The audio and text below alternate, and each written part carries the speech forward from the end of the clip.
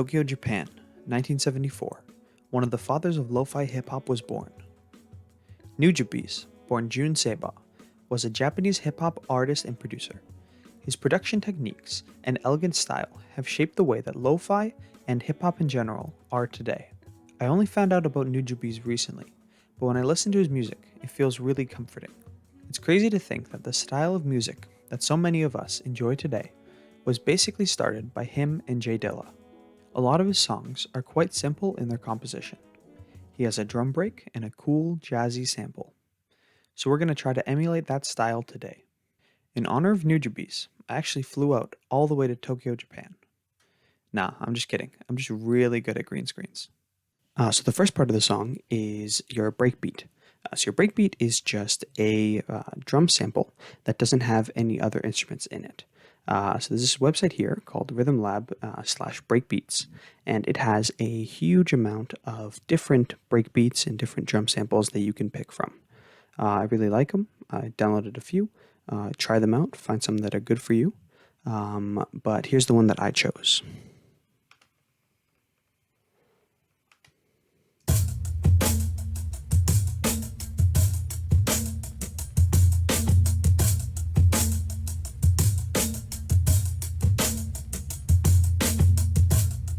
So that's the drum break, and it's a berry white drum break. And it's actually been adjusted in its speed, and its pitch has been changed as well. So to figure those out, you really just play around and adjust the pitch and get it to a point where the drum break is looping nicely. So obviously, as you can hear from how the drum break is playing here, it loops pretty nicely. I'm not going to play it again because it's a little bit long. Now let's go to the sample. So this sample is a Portuguese song called Sem Papura Caracau, I think. I don't know. I'm not Portuguese. I don't speak Portuguese. So you're probably thinking, wow, this is cool, but where did you find this? And let's go through that right now. So the first thing you're going to do is you're going to go to this website called whosampled.com. Then you're going to go here and you're going to search up the artist that you want to kind of sound like. So I'm searching up Nujabes, and you can click on him, and he has a bunch of different samples. So here's going to be all of the different samples from Nujabes, and he'll have a different variety, and there'll be a bunch of different songs. And let's say you click on this song right here called Feather. You can see the actual samples from that song. So here you have, this is the original song. And then if you scroll down, it says contains samples of 3 songs. And these are those 3 here. So I'm actually going to go to this song called Love Sick Part 3, which is one of my favorite Nujabes songs. And it contains a sample from this woman right here. And this is a Portuguese artist. And she has a bunch of different songs. So I went to Spotify or YouTube, and I chose just played through the songs of hers and found a cool song. And that's the one that I chose for this sample. So let's listen to it a little bit.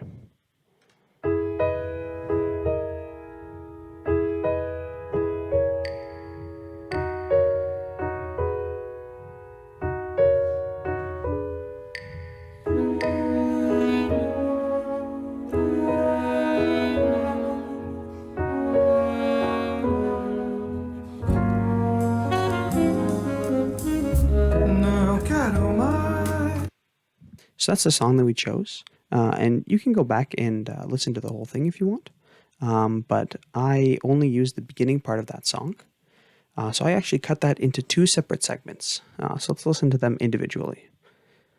So this is the beginning part, which only has the piano.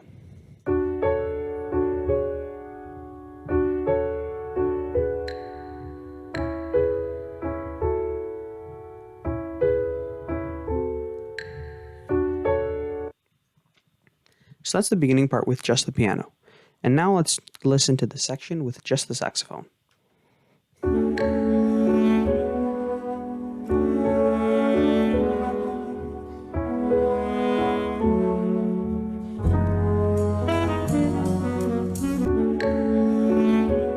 So that part has the piano and the saxophone in it. We actually now have 3 different kind of sections that we can play around with. From 2 different samples. So we have our drum sample, and then we have our song, which we've taken 2 4-bar segments from.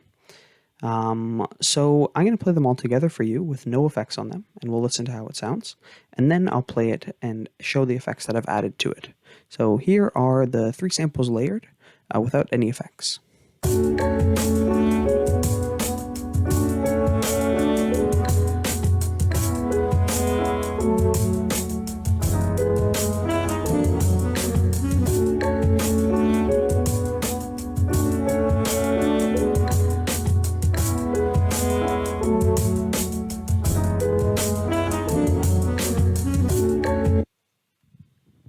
So that's kind of our basic structure of our song without any effects on it. And I'm going to go through the effects on the drums, and then the effects on the piano segment, and then the effects on the saxophone segment. And then we'll hear kind of a lot of kind of different small changes that really add up to making the song feel kind of vibrant and full.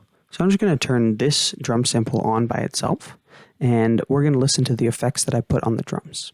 Awesome. So what I've done is I've taken this channel and I've pushed it to these 2 as well. So as you can see by the bottom here, there are some green lines pointing from the bottom of this mixer channel. One goes to the master, right, which is what allows you to listen to the sample. The other 2 go to this segment here, which is 6, and this segment here, which is number 9. So we've actually routed this to 2 different sections. And the 7 itself has no effects on it and goes straight to the master. The section 6 has an EQ and some reverb, and then section 9 has gross beat and an EQ. So this is just with the EQ and the reverb on it.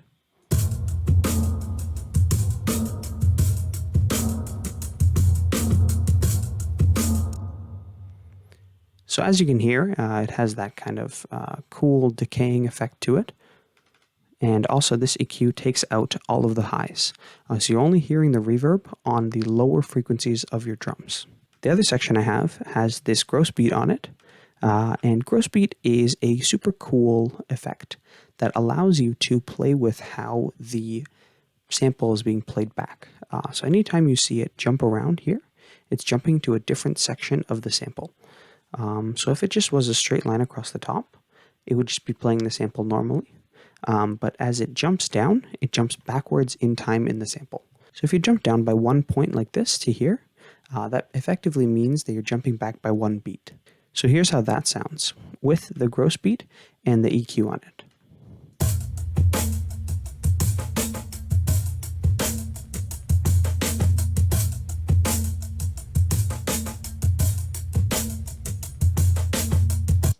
So that kind of repeated da-da-da-da at the end is caused by this here. And I think it really just adds another cool layer to the drums. So here's all the drums all together. So obviously this section here, just the basic drums, this section here with the gross beat and a slight EQ, and then this section here with a hard EQ to take out the highs and some reverb. So let's listen to that all together.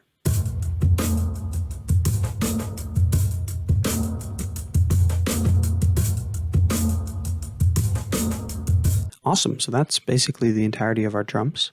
Now let's go on to the piano section. So this is our piano section, and we actually don't have any effects on it right now, and we have it directed to this other channel here. So that is our channel with some delay and some reverb and some EQ on it. So let's actually listen to what that sounds like. So this is that channel by itself.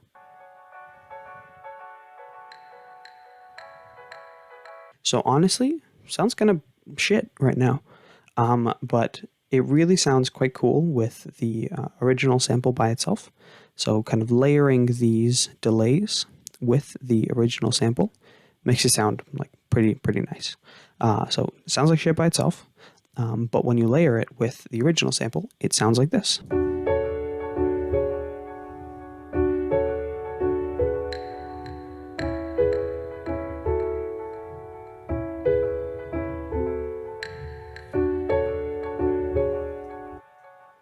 So I think that sounds really awesome.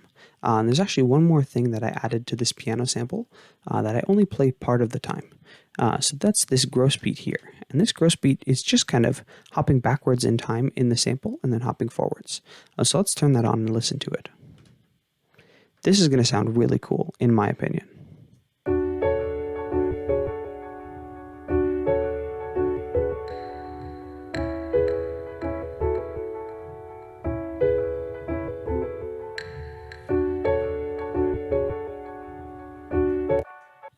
I think that sounds awesome. Now the last part is the effects on the saxophone part. So that's being played in this section here, and it really has no effects on itself. It's just being routed to that other section that we had the delay playing from.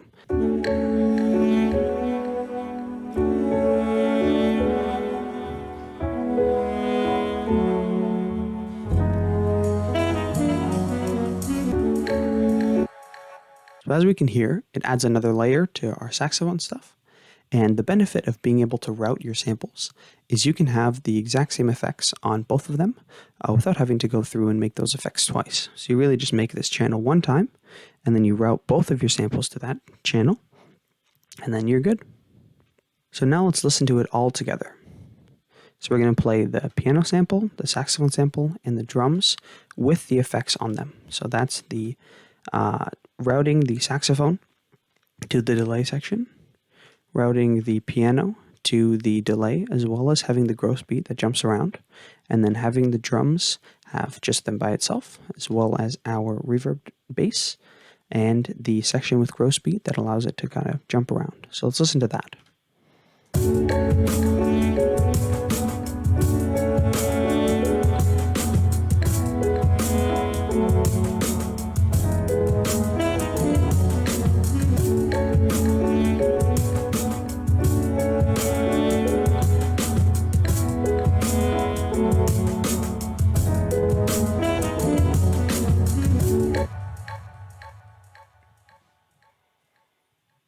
Awesome, so that's basically the entire beat. I'm going to spend some time kind of fixing it up and adding some transition sections, and I'll let you hear that whole thing.